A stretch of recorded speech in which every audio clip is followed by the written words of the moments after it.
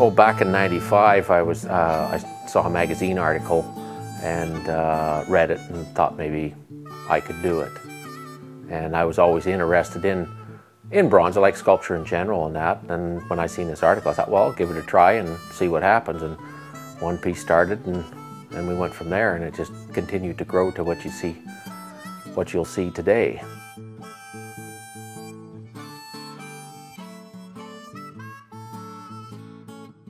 I take basically a photograph now, and I take a ball of clay and start forming the size I want from that picture. And it's basically, most of mine have just got a threaded rod that goes up through the middle of the body with a T-section in it that holds the clay in position. The clay comes from Rosemead, California. It's called J-Mac Classic Clay. It's like plasticine.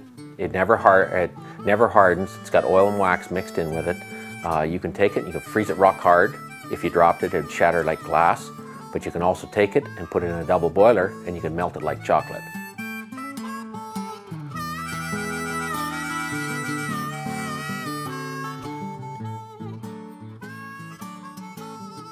When you layer clay, it gives you a total different texture of a thicker, furrier animal. I use this dental tool basically to do the texturing of the hair. There's a real fine marks on that. Cougar's got very smooth textured hair compared to, say, a bear, which has got very thick hair. Basically listen to the radio and have music playing all the time while I'm doing it and that, and then when I get through one hurdle and it starts to look like something, then I'll work twice as long and the hours just seem to tick by, and before you know it, it's 12 midnight. I basically can see three-dimensional. I know when to add the clay, when to start to remove it till you see what the finished product is. And I've never taken an art lesson in my life.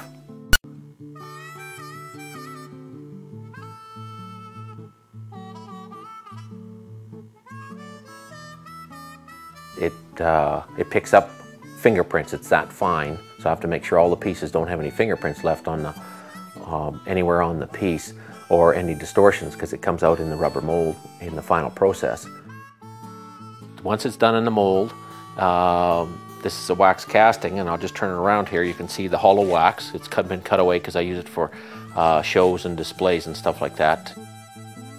They know I'm fussy down there. I'm on a first-name basis at the foundry at Art and Cast in Kalispell, Montana. When I walk in the door, they say, hello, Tom, and stuff. What do you got for us today? And I tell them, I said, yeah, I got about 3 pieces.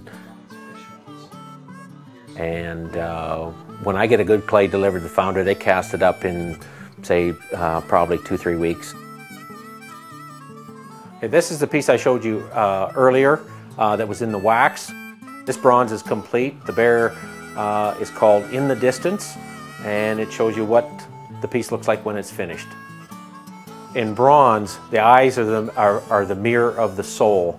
If you don't capture the look or make it look real, it's just another piece of bronze.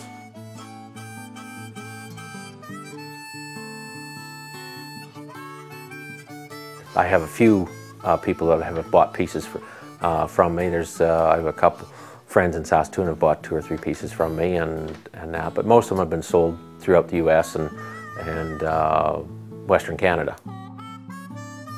The eagle that I have is, which you'll see in full color bronze, is basically 61 inches wingtip to wingtip. It's about a 3/4 life size of a real eagle. Hopefully we'll sign a contract with a company that will be producing that eagle into a 20-foot wingspan. Each wing will be 10 feet in length, and it will be going on a rock in front of a company's building.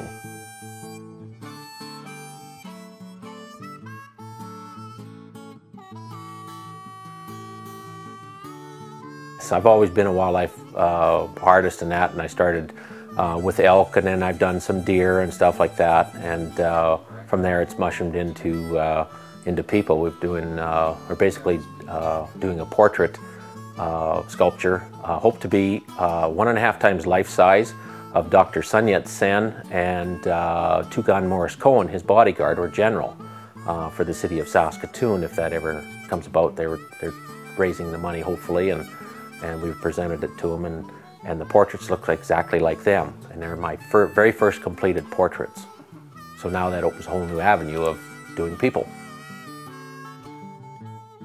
I get a great thrill when somebody has a bronze and appreciates the bronze in their house, and that hopefully I'll have some monuments and that they'll have carry my legacy on, saying, yeah, remember Tom Schultz or Thomas Schultz, he did this bronze here way back when, and that, and hopefully becomes a famous artist, or my kids will carry on my legacy and keep casting the stuff that I do have, and you know, you never know.